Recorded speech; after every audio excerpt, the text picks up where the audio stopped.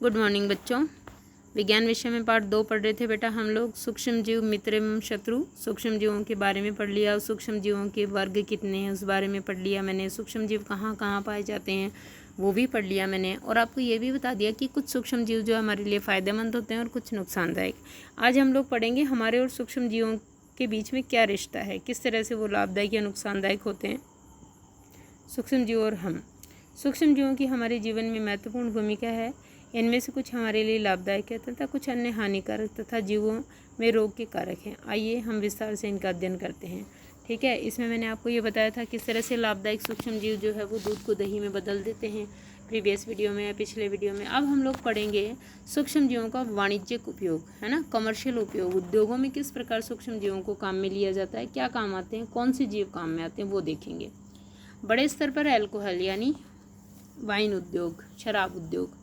ठीक है, अल्कोहल, शराब एवं एसिटिक एसिड के उत्पादन में सूक्ष्म जीवों का उपयोग किया जाता है। तो आप ये वाणिज्यिक उद्योग हैं तीनों ध्यान रखेंगे। अल्कोहल उद्योग में शराब, अल्कोहल मतलब शराब उद्योग, और एसिटिक एसिड उद्योग में सूक्ष्म जीवों का उपयोग किया जाता है, जो गेहूं, चावल एवं फलों के रस में उपस्थित प्राकृतिक शर्करा में ईस्ट द्वारा अल्कोहल। ईस्ट एक कवक है बेटा, ठीक है ना। ईस्ट जो है वो किण्वन करता है। कवक जब वृद्धि करते हैं किसी भी माध्यम में तो वृद्धि करते समय वो क्या करते हैं, वृद्धि करते समय वो शर्करा का उपयोग करते हैं अपने भोजन के लिए, गुणन करते हैं, और फिर जब श्वसन करते हैं तो कार्बन डाइऑक्साइड छोड़ते हैं वहाँ पे। उस कार्बन डाइऑक्साइड के छोड़ने के कारण कोई भी विलयन या कोई भी पदार्थ जो है वो हवादार हो जाता है। साथ में इस प्रक्रिया में, श्वसन की प्रक्रिया में, ये अल्कोहल का निर्माण करते हैं। ठीक है, अल्कोहल एवं शराब का उत्पादन इस प्रकार किया जाता है। क्रियाकलाप 2.4 देखेंगे। 500 ml का बीकर लेकर उसमें 3/4 भाग तक जल भरिए, यानी उसको 3/4 भर दीजिए। इसमें 2-3 चम्मच चीनी डालिए, इसमें आधा चम्मच ईस्ट पाउडर डालिए। मार्केट में मिल जाता है आसानी से 30-40 रुपये में ही डब्बा। इसे 4-5 घंटों के लिए उष्ण स्थान पर ढक कर रखिए। अब विलयन को सूंघ कर देखिए, क्या खट्टापन आता है, क्या स्मेल आ रही है क्या उसमें। सूक्ष्म जीवों के औषधीय उपयोग देखेंगे अब लोग, है ना। दवाई या मेडिसिन में भी काम आते हैं। जब कभी आप बीमार पड़ते हैं तो डॉक्टर आपको पेनिसिलिन का इंजेक्शन देते हैं, अथवा कोई अन्य प्रतिजैविक की गोली अथवा कैप्सूल देते हैं। आप कहते रहते हो ना एंटीबायोटिक्स। आजकल आपने कोरोना काल में बहुत सुना होगा एंटीबायोटिक, उनका हिंदी नाम है प्रतिजैविक औषधियाँ। और ये पेनिसिलिन एक कवक है, उससे बनाई गई पहले। तो पेनिसिलिन का इंजेक्शन देते हैं अथवा कोई अन्य प्रतिजैविक गोली देते हैं। पेनिसिलिन के अलावा भी और एंटीबायोटिक्स पाई जाती हैं, अतः कैप्सूल देते हैं। इन औषधियों का स्रोत क्या है, सूक्ष्म जीव हैं। ये बीमारी पैदा करने वाले सूक्ष्म जीवों को क्या कर देते हैं, नष्ट कर देती है अथवा इनकी वृद्धि को रोक देती है। इस प्रकार की औषधि को प्रतिजैविक अथवा एंटीबायोटिक्स कहते हैं। तो क्या है, प्रतिजैविक औषधियाँ सूक्ष्म जीवों से बनी हैं और ये बीमारी पैदा करने वाले सूक्ष्म जीवों को क्या करती है, नष्ट करती है। ठीक है ना। आजकल जीवाणु और कवक से अनेक प्रतिजैविक औषधियों का उत्पादन हो रहा है। किस किस से बनाई जा रही है, जीवाणु और कवक से।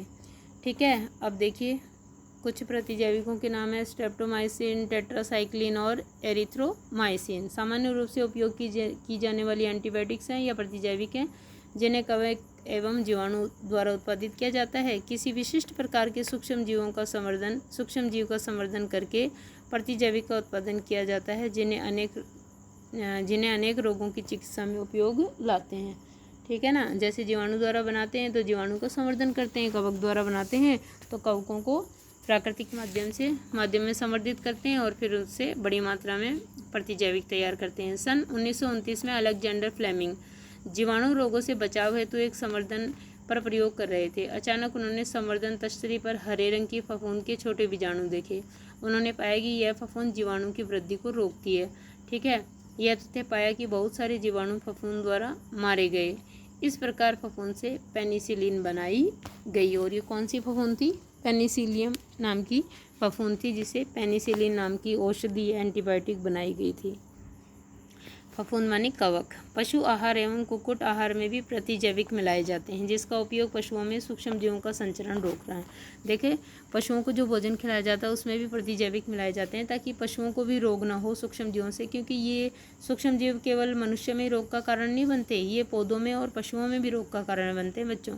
प्रतिजैविक का उपयोग कुछ पौधों के रोग नियंत्रण के लिए भी किया जाता है। ध्यान रखना चाहिए कि डॉक्टर की सलाह पर ही प्रतिजैविक की दवाई लेनी चाहिए। यानी बेटा हमको अपनी मर्जी से कोई भी एंटीबायोटिक नहीं खानी चाहिए जब तक डॉक्टर ना कहे, तथा उस दवा का कोर्स भी पूरा करना चाहिए। यदि आप प्रतिजैविक उस समय लेंगे जब उसकी आवश्यकता नहीं है, तो अगली बार जब आप बीमार होंगे और आपको प्रतिजैविक की आवश्यकता होगी तो वह उतनी प्रभावी नहीं होगी, क्योंकि आपकी बॉडी को उसकी क्या हो जाएगी, आदत हो जाएगी और वो प्रभाव दिखाना बंद कर देगी। इसीलिए जब आपको ज़रूरत हो तभी एंटीबायोटिक लेनी है आपको, बिना बीमारी के या बिना किसी कारण के एंटीबायोटिक आपको नहीं खानी है, ठीक है ना, क्योंकि इसका विपरीत प्रभाव होता है हमारे शरीर पर। इसके अतिरिक्त आवश्यक रूप से ली गई प्रतिजैविक शरीर में उपस्थित उपयोगी जीवाणु भी नष्ट कर देती है, क्योंकि हमारी कोशिकाओं के ऊपर भी कोशिका भित्ति है, जीवाणुओं के ऊपर भी होती है।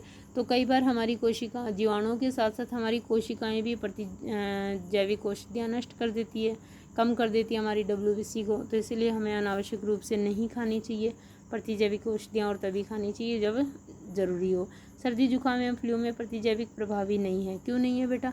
क्योंकि ये वायरल डिजीज़ है, वायरस के कारण होती है और वायरस के ऊपर कोई कोशिका भित्ति नहीं पाई जाती है। तो प्रतिजैविक औषधियाँ केवल उन्हीं पे काम करती है जिन कोशिकाओं पर कोशिका भित्ति पाई जाती है, तो वो जीवाणु ही होते हैं। वायरस के ऊपर कोई कोशिका भित्ति नहीं होती है, तो इसलिए ये वायरस के ऊपर प्रभावी नहीं होती है। इसी कारण कहा जाता है कि सर्दी जुकाम खांसी जो भी है 2 से 3 दिन या 3 से 5 दिन के अंदर अपने आप स्वतः ही ठीक होते हैं, क्योंकि ये वायरल इन्फेक्शन है। जब वायरस जो है वो एक चक्र किसी एक स्वस्थ व्यक्ति में पूरा कर लेता है तो स्वतः ही छोड़कर दूसरे में ट्रांसफ़र हो जाता है, यानी इनकी मियाद होती है, मियादी रोग होते हैं ये। हाँ, इनके साथ में हम लोग लेते हैं तो हमें रिलीफ इसलिए मिलता है बेटा, क्योंकि इनके साथ कभी कभी वायरस के साथ हमें जीवाणु से कोई इन्फेक्शन होता है तो आधी बीमारी कम हो जाएगी हमारी एंटीबायोटिक्स लेने से, वो जीवाणु का जो भी इन्फेक्शन है वो ख़त्म हो जाएगा। इससे हमें कुछ राहत मिल जाती है, क्योंकि यह रोग विषाणु द्वारा होते हैं। ओके स्टूडेंट्स, तो आप देखेंगे प्रतिजैविक का उपयोग, प्रतिजैविक कैसे बने और उसका क्या फ़ायदा है, क्यों उपयोग में लेनी चाहिए, ये करेंगे आप यहाँ से आज प्रश्न करेंगे। इसके अलावा अलेक्जेंडर फ्लेमिंग द्वारा जो पेनिसिलियम खोजी गई थी, बनाई गई थी, जो कि एक प्रतिजैविक है, उस खोज को भी आप अपनी कॉपी में लिखेंगे कि प्रतिजैविक जो हो किसने खोजा है। पेनिसिलियम पहला प्रतिजैविक था, उसको किसने खोजा, ठीक है ना। एंटीबायोटिक या प्रतिजैविक दवाइयाँ क्या होती हैं, ये भी आप यहाँ से करेंगे और पाठ को हम लोग आगे बढ़ाएंगे अगले वीडियो से।